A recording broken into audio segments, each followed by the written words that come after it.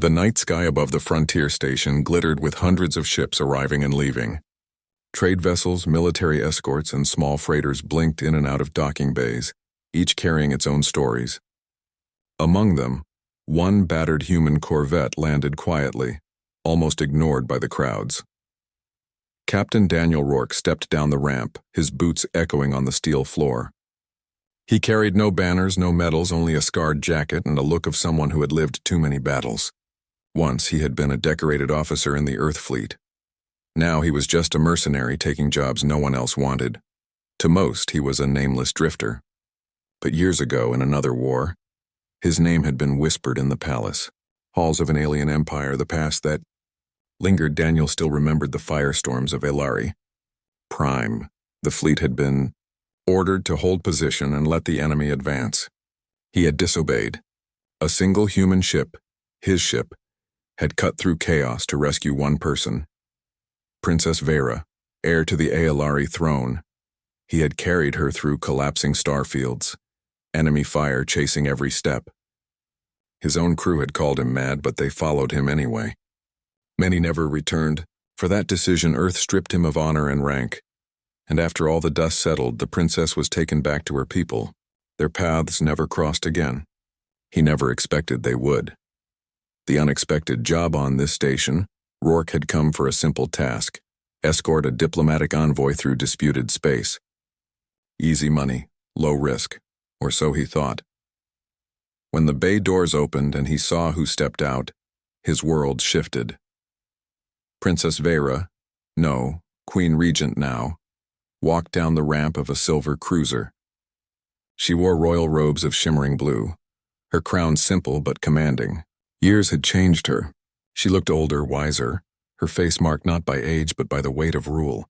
Yet her eyes, those bright silver eyes, were the same ones he remembered from that night long ago. She stopped when she saw him. For a moment the crowd faded, the station noise silenced. "Captain Rourke?" she said softly, disbelief in her voice. Daniel straightened, his jaw tight. "Your Highness." Her guards looked at each other, confused by the familiarity in her tone. But Vera's expression was clear. She recognized him instantly. Old wounds later in the privacy of the envoy's chamber. The air between them was thick with unspoken words. "I thought I would never see you again," Vera admitted, studying him like a memory she wasn't sure was real. "The human who broke every law to save me." Daniel gave a short laugh, though it lacked humor. "And got thrown out of his fleet for it. You went back to your throne. I went back to nothing." Her gaze softened, but she stood tall. "You did more than your own leaders dared." "I never forgot." He looked at her, anger and weariness flickering in his eyes. "I lost friends that night. Good people. Earth said I was reckless. Maybe they were right." "No," Vera said firmly, stepping closer. "You were brave." "And because of you I lived. My people lived." Daniel looked away. Some wounds never healed. Shadows in the dark, their reunion did not remain private for long. Aelari diplomats crowded around Vera, while human officials tried to push Daniel aside. But fate had other plans. That very night, while the envoy traveled through a disputed sector, the ship shook with sudden alarms. "Explosions rang in the halls. Assassins!" shouted one of the guards. Masked figures stormed the corridors, weapons drawn. They were not pirates. They moved with precision, their target clear: the Queen Regent. Daniel reacted before anyone else. He grabbed a rifle from a fallen guard and pulled Vera behind cover. "Stay down," he barked. The assassins fired relentlessly, cutting through guards with brutal efficiency. Panic spread. Aelari soldiers hesitated, unused to close combat. But Daniel fought differently. He rushed forward, moving like a man who had lived through fire before. His shots were quick, dirty, and effective. Within minutes, several attackers lay defeated.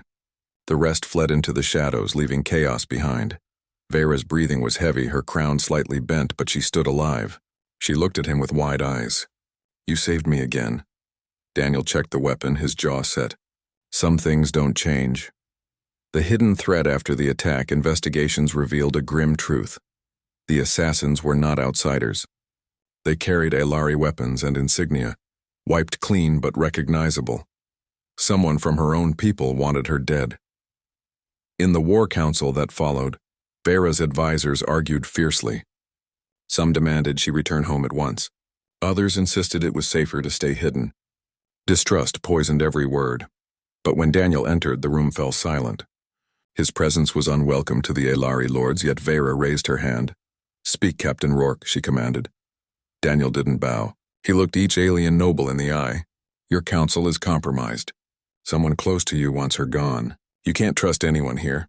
The lords bristled, offended by a human's bluntness. But Vera only listened. "And you, Captain?" she asked quietly. Daniel's answer was simple. "I don't trust anyone either, but I'll keep you breathing." The bond rekindled that night. While the ship sailed through quiet space, Vera found Daniel in the observation deck, staring at the stars. "Why are you still doing this?" she asked. "After everything you lost?" He sighed, not turning to her. "I don't know. Maybe because when the universe tries to crush someone, I can't just watch. I didn't back then and I won't now." Vera stepped beside him, her silver eyes reflecting the stars. "You were the first human I truly understood. You didn't save me because of politics. You saved me because you cared." Daniel finally looked at her. For a moment they stood in silence, two figures bound by memories and choices that had shaped their lives. "I don't know what this journey will bring," she said softly, "but if you walk it with me, I will not forget again." Daniel gave a small nod. He didn't trust her world or her council or even himself, but he trusted the promise in her voice. The spark of conflict, the peace did not last long. Days later, while the envoy prepared to enter Elari space, another attack came. This time larger, deadlier. Entire squadrons of enemy ships appeared from the void, blocking their path. Vera's generals panicked, shouting conflicting orders. The fleet was outnumbered. Escape seemed impossible, but Daniel took control. "Follow my lead," he growled. Jumping into the command seat of the envoy's defense cruiser. "Human, you are not authorized," one of the generals began. "Shut up and listen if you want to live," Daniel snapped. With reckless maneuvers, he drove the cruiser into enemy fire, using asteroid debris as cover, forcing the attackers into crossfire. His tactics were brutal, unpredictable, exactly the kind of thinking the enemy could not predict. Against all odds, the envoy survived. Burned, battered, but alive. When silence finally returned, the crew looked at him in shock. The Queen Regent herself stood in the center of the bridge, her voice strong. "This human," she declared, "has saved us not once, but twice. Remember his name?" Daniel said nothing. He only adjusted his jacket and muttered, "Still reckless, I guess." But when Vera's eyes met his, there was something deeper. Gratitude, memory, and perhaps the beginning of something neither of them could yet name. Part the one end. The stars stretched endlessly before them. The Queen Regent returned to her throne, carrying the weight of betrayal and the whisper of a human's courage. And Daniel Rourke, the exile, the mercenary, once again found himself drawn into a war not his own. But this time, he was no longer just a shadow of the past. He was the one person she could still trust. The fleet limped into Elari space, battered and scarred from the ambush. Repairs began immediately, but the greater wound lay inside the palace walls. The attack had not been random. The assassins, the ambush, the weapons, everything pointed to one truth. There was treachery within. Queen Regent Vera walked the crystal halls of her palace with a heavy crown and a heavier heart. Around her, the Elari nobles whispered, their eyes sharp with suspicion. Her throne was hers by blood, but her council was filled with ambitious lords who saw her survival as weakness, not strength. And standing at her side was the one figure they all distrusted most, a human exile with no rank. No title, no reason to be here, Captain Daniel Rourke. The nobles spoke in low voices. Why does she keep him close? He is reckless. He is an outsider. But Vera ignored them. She remembered the fire in his eyes when he shielded her from death. She remembered that when her own people failed her, he did not. Still, the danger grew. The whispers all pointed to one name, Duke Malkar, her cousin, a powerful lord with command over fleets and armies. He had smiled at her during the council meetings, but his eyes had been cold. He wanted her throne. The human's warning, late at night in her private chambers, Vera found Daniel waiting. He leaned against the wall, his hand resting on the grip of his sidearm, his eyes scanning the shadows. "You don't sleep much," she said gently. Sleep gets you killed, Daniel replied. She stepped closer. You think Malkar is behind this? I don't think, he said, voice low. I know, he's waiting for the right moment. You won't see him strike until the knife is already in your back. Vera frowned. Her advisors told her Malkar was loyal. Her generals swore he only wanted to protect the Empire. But Daniel's instincts carried weight. He had been through wars where trust was a rare thing. And what would you have me do? She asked. Daniel looked at her, his expression hard. Stop trusting titles. Stop trusting pretty words. Trust actions. Right now, your people hesitate. They debate. They posture. But when the blade falls, they won't protect you. I will. There was silence between them. Then Vera whispered, You risked everything for me once. Why do you still care? Daniel's jaw tightened. He didn't answer immediately. Then he said softly, Because I couldn't live with myself if I let you fall now. The breaking of the council days later, the Great Council convened. Nobles from across the empire filled the grand chamber, their robes shimmering like waves of color. The topic, peace or war. Vera spoke with strength. Our people have bled enough. I will not allow Malkar or any other to drag us into endless war. The chamber erupted in argument. Lords shouted, fists pounded. And then Malkar stood, tall, handsome, with a voice like smooth steel. My queen, he said, bowing, your heart is noble, but your weakness endangers us all. You surround yourself with traitors and outsiders. Even now you allow a human mercenary to sit at your side. What loyalty can he give? What honor does he carry? All eyes turned to Daniel. The human stood silent, hands folded behind his back, calm under their stares. Vera rose, her voice cutting through the noise. This human has saved me twice. He has bled for me, fought for me when others fled. If you question his loyalty, then you question mine. The room shook with outrage. Malkar raised his hand for silence. His eyes gleamed. Then let the Empire judge. Tonight let us see who truly commands loyalty. The coup that night, the palace shook with thunder not from storms but from cannons. Malkar's fleets descended, surrounding the capital. Explosions lit the sky as his soldiers stormed the gates. Inside, chaos erupted. Some guards switched sides instantly, bowing to Malkar's banners. Others fought and fell. The throne room filled with fire and smoke. Vera stood her ground, her crown flashing under the light of flames. Daniel drew his weapon, pushing her behind the throne's marble pillar as soldiers rushed in. Stay low, he ordered.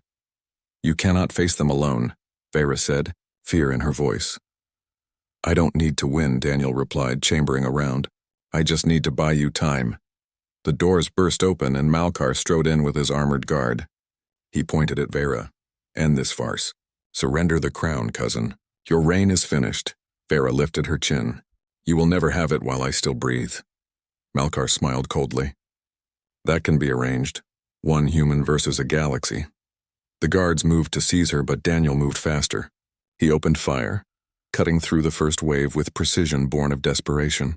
He ducked behind columns, rolled across shattered marble, using every scrap of cover. His style was savage, unrefined, but it worked. The Alari soldiers, trained in perfect formation, faltered against his chaos. He fought like no alien they had ever faced, unpredictable, stubborn, relentless. Kill him, Malkar shouted. Blaster fire scorched the air, but Daniel refused to fall. He grabbed a fallen spear, used it to block, to strike, to throw enemies off balance. Every second he stood gave Vera hope. Every second he lived reminded the soldiers that one human could defy an army. At first, the Alari loyalists hesitated, but then they began to rally. Seeing the human fight with such fury shamed them. One by one, they took up arms, shouting for their queen. For Vera, they cried. The tide began to turn. The final stand, Malkar snarled as his troops faltered. He stepped forward, drawing his blade, its edge glowing with deadly energy. Enough of this, he hissed. I will kill you myself, human. Daniel met his eyes, breathing hard, blood running down his arm. Come and try. The two clashed in the heart of the throne room. Malkar was stronger, faster, trained in the art of Alari combat. But Daniel fought with grit, with raw survival, with the refusal to die. Every strike was reckless but filled with purpose. At last, with a final surge, Daniel disarmed him. The blade clattered to the floor. Daniel held his weapon steady, aimed at Malkar's chest. The room was silent. Vera's voice rang out. This ends now. Malkar, you sought power through betrayal. You failed. Your people will not follow you. Malkar glared at her, then at Daniel, hatred burning in his eyes. But when the loyalist soldiers seized him, he did not resist. His rebellion was broken. Aftermath, when the dust settled, the palace stood scarred but unbroken. Vera sat on her throne, her crown steady once more. The nobles bowed to her, their loyalty finally proven. And beside her stood Daniel Rourke, the human who had stood against an empire. Name your reward, she told him softly. Gold, land, command, anything. Daniel shook his head. His voice was quiet but firm. I don't want rewards. I just wanted to see you safe one last time. He turned, ready to walk away the same way he had years ago. But this time Vera stepped forward. She caught his arm, her silver eyes locking with his. Daniel, she whispered, not as a queen, but as the woman who remembered the night he saved her life. I will not let you walk away again. For a moment, the weight of the galaxy lifted. The war was not over. The empire still needed rebuilding. But in that instant, in the ruins of betrayal, two lives found their place again. Not as ruler and mercenary, not as alien and human, but as the two who had once risked everything for each other.